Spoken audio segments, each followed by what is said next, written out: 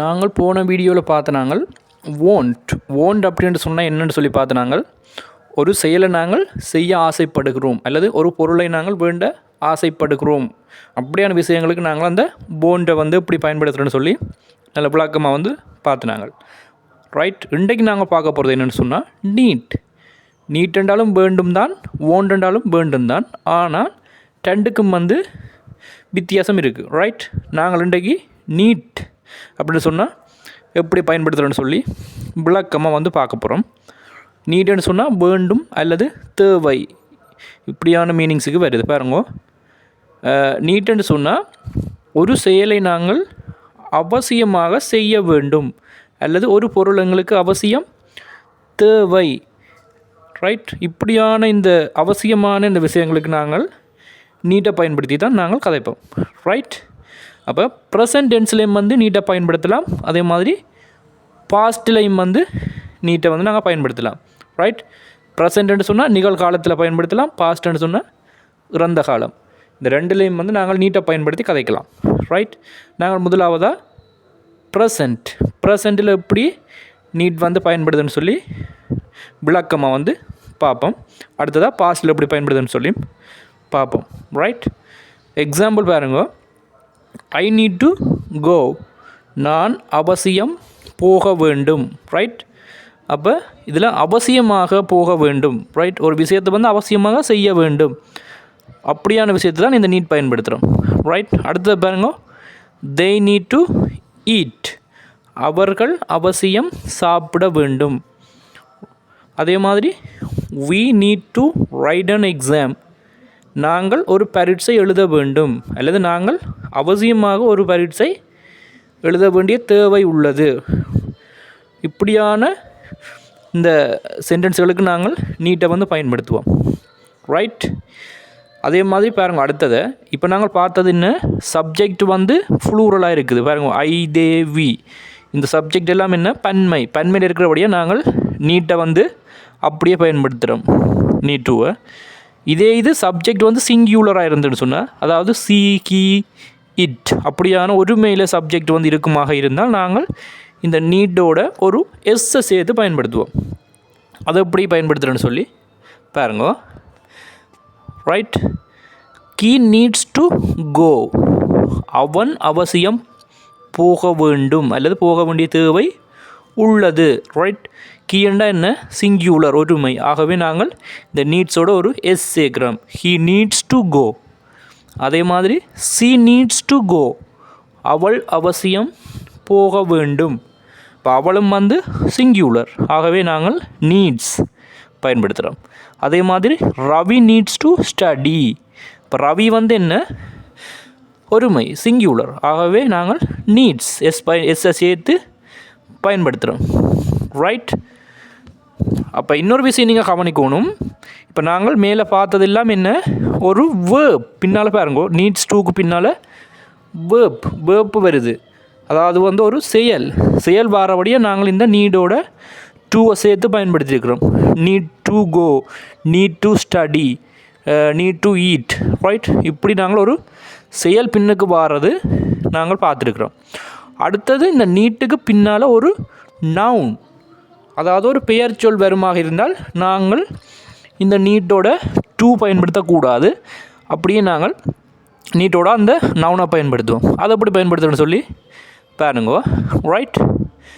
I need a bike, எனக்கு ஒரு bike அவசியம் வேண்டும் அல்லது அவசியம் தேவைப்படுகிறது. அப்போ இதில் பைக்குன்றது என்ன, ஒரு நவுன். அப்போ நீட்டுக்கு பின்னால் ஒரு நவுன் பாரபடியாக நாங்கள் இதை டூவை பயன்படுத்தாமல் அப்படியே எழுதுகிறோம் ரைட். அதே மாதிரி தே நீட் 1000 rupees, அவர்களுக்கு அவசியம் 1000 ரூபாய் தேவைப்படுகிறது அல்லது வேண்டும் ரைட். இப்போ 1000ன்றது என்ன, 1000 rupees ஒரு நவுன் பெயர் சொல். அதே மாதிரி we need a house, எங்களுக்கு அவசியம் ஒரு வீடு வேண்டும் அல்லது வீடு தேவை ரைட். அப்போ ஹவுஸ்ன்றதும் ஒரு நவுன், ஆகவே இந்த நீடுக்கு பின்னுக்கு நவுன் பாரதால் நாங்கள் டூவை பயன்படுத்தாமல் அப்படியே நேரடியாகவே எழுதிக்கொள்கிறோம். இதில் நீங்கள் ஒரு விஷயத்தை கவனிக்கணும் பாருங்க, ஐ தே வி இது எல்லாமே என்ன, ஃப்ளூரல் பன்மை. ஆகவே நாங்கள் இந்த நீடோட எஸ் சேர்க்காமல் தான் பயன்படுத்தியிருக்கிறோம். இதே இது சிங்கியூலர், அதாவது ஒருமையில் வந்து சப்ஜெக்டுகள் வருமாக இருந்தால் நாங்கள் நீடோட ஒரு எஸ்ஸை வந்து பயன்படுத்துவோம். ரைட்.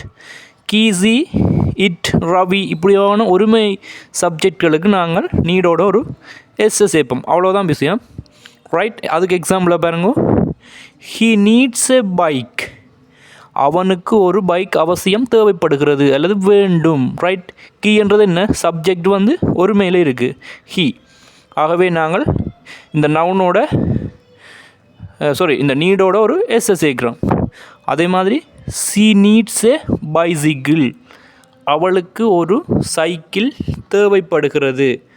ஆகவே சி என்றதும் என்ன? ஒரு சப்ஜெக்ட் வந்து ஒருமை, சி என்றதும் ஒருமை. ரைட். அடுத்தது பாருங்க, ரவி.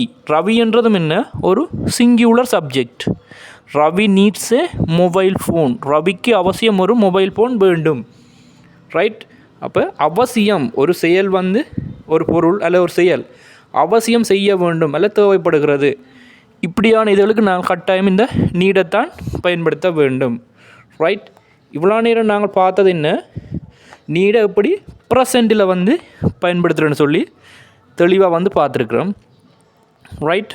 அடுத்தது நாங்கள் என்ன செய்ய போகிறோம்டா, நீடை எப்படி பாஸ்ட் இறந்த காலத்தில் எப்படி நாங்கள் பயன்படுத்துகிறேன்னு சொல்லி விளக்கமாக பார்க்க போகிறோம். பாருங்க, அது பெரிய விஷயம் இல்லை. இந்த நீடோட ஒரு ஈடியை சேர்த்து விட்டோம்னு சொன்னால் அது இறந்த காலத்துக்குரிய சென்டென்ஸாக வரும். பாருங்க, example, I needed to go there yesterday. எனக்கு நேற்று அங்கே அவசியம் போக வேண்டிய தேவை இருந்தது அல்லது போக வேண்டி ஏற்பட்டது. ரைட். அப்போ ஐ நீடட் பாருங்கள், இந்த நீடோட ஒரு ஈடி சேர்க்குறோம். அங்கால வளமையாக வர மாதிரி தான் பாருங்கள். To go there yesterday. தேர்ன்னு சொன்னால் என்ன? அங்கே. எஸ்டர்டேன்னு சொன்னால் நேற்று. ரைட். அதே மாதிரி பாருங்க, he needed to buy a car. அவன் அவசியம் ஒரு கார் வேண்டி இருந்தது. ரைட். அப்போ நீடட்ன்னு சொன்னால் என்ன? பாஸ்ட். அதாவது வந்து ஒரு தேவை ஏற்பட்டது அல்ல தேவை ஒன்று இருந்தது. நீடட். ரைட். ஒய்ன்னு சொன்னால் வேண்டுதல், why. He needed to why a car. அவன் அவசியம் ஒரு கார் வேண்டி இருந்தது. அதே மாதிரி பாருங்க, she needed to sing a song. அப்போ அவர் ப்ரோக்ராமுக்கு போயிருக்கிற அப்போ கட்டாயமாக பாட வேண்டிய ஒரு தேவை அவள் ஏற்பட்டிருக்குது இல்லை இருந்தது. அதுதான் நாங்கள் இதில் சொல்கிறோம். பாருங்க, he needed to sing a song. அவள் அவசியம் பாட வேண்டி இருந்தது. ரைட். அதே மாதிரி பாருங்க, they needed to hum. அவர்கள் அவசியம் பெற வேண்டி இருந்தது. ரைட். அவர்கள் அவசியம் பெற வேண்டிய தேவை இருந்தது. அது வந்து என்ன? பாஸ்ட்டில். இதில் நீங்கள் கட்டாயம் ஒரு விஷயத்தை அவதானிக்கணும். பாருங்க, இவ்வளோ நேரம் நாங்கள் பார்த்தது நீடட்டோட ஒரு பின்னால் என்ன வருது? Verb. Go, buy, sing, come இப்படியான வேர்ப்புகள் பாரபடியாக நாங்கள் டூ நீடட்டோட ஒரு டூ பயன்படுத்தியிருக்கிறோம். Needed to go, needed to buy, needed to sing, needed to come. Right. இப்படியான இந்த வேர்ப்புகள் பாரபடியாக நாங்கள் நீடட்டோட ஒரு டூ பயன்படுத்தியிருக்கிறோம். அப்போ இதில் வேர்ப் பெறாமல் நவுன் ஒரு பெயர் சொல் வந்து பின்னால் இந்த வருமாக இருந்தால் நாங்கள் இந்த டூ பயன்படுத்தாமல் தான் இந்த நீடட்டை வந்து அப்படியே யூஸ் பண்ண போகிறோம். அது எக்ஸாம்பிள் பாருங்க, ஐ நீட் எ பைக். எனக்கு ஒரு பைக் தேவைப்பட்டது. ரைட். அப்போ பைக்குன்றது என்ன? ஒரு நவுன், அதாவது ஒரு பெயர் சொல். ஆகவே நாங்கள் பாருங்கள் டூ அதில் போடையில். ஐ நீடட் எ பைக். எனக்கு ஒரு பைக் தேவைப்பட்டது. அவசியமாக ஒரு பைக் எனக்கு தேவைப்பட்டது அப்படியான மீனிங்கை வந்து குறிக்குது. அதே மாதிரி பாருங்க, சி நீடட் 100 rupees. அவளுக்கு 100 ரூபாய் அவசியம் தேவைப்பட்டது அல்லது அவளுக்கு 100 ரூபாய் தேவைப்பட்டது.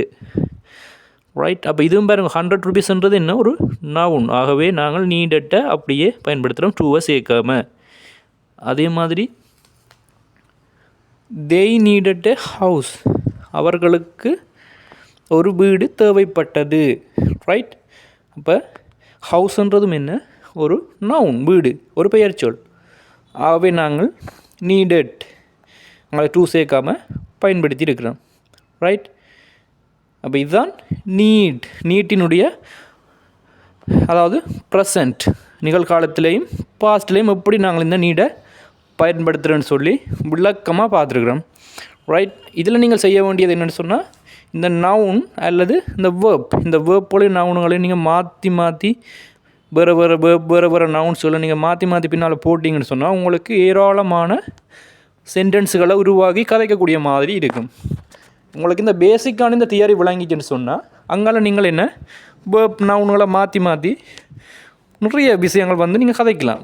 நீங்கள் லைஃப்பில் வந்து என்ன ஒன்று வந்து ப்ரெசென்ட்டில் கதைப்பீங்களா, இல்லை பாஸ்ட்டில் கதைப்பீங்களா, அல்லது ஃப்யூச்சரில் கதைப்பீங்க. ஆகவே இந்த போண்ட் நீடெல்லாம் என்ன எங்களுக்கு ப்ரெசென்ட்லேயும் பாஸ்ட்லேயும் எப்படி கதைக்கணும்னு சொல்லி வடிவாக வந்து விளங்கியிருக்கும்னு நான் நம்புகிறேன். ரைட். அப்போ நீங்கள் இந்த வேர்ப்பையும் நவுன்ஸுகளையும் மாற்றி நீங்கள் பயன்படுத்துகிறதால உங்களுக்கு ஏராளமான சென்டென்ஸுகளை வந்து எழுதி கதைக்கக்கூடிய மாதிரி இருக்கும். நீங்கள் ப்ராக்டிஸ் பண்ணி பாருங்க. ரைட். வீடியோ பிடிச்சிருந்தா கமெண்ட்ஸில் உங்களோட கருத்துக்களை எழுதுங்க. வீடியோவை சப்ஸ்கிரைப் பண்ணுங்க. நன்றி.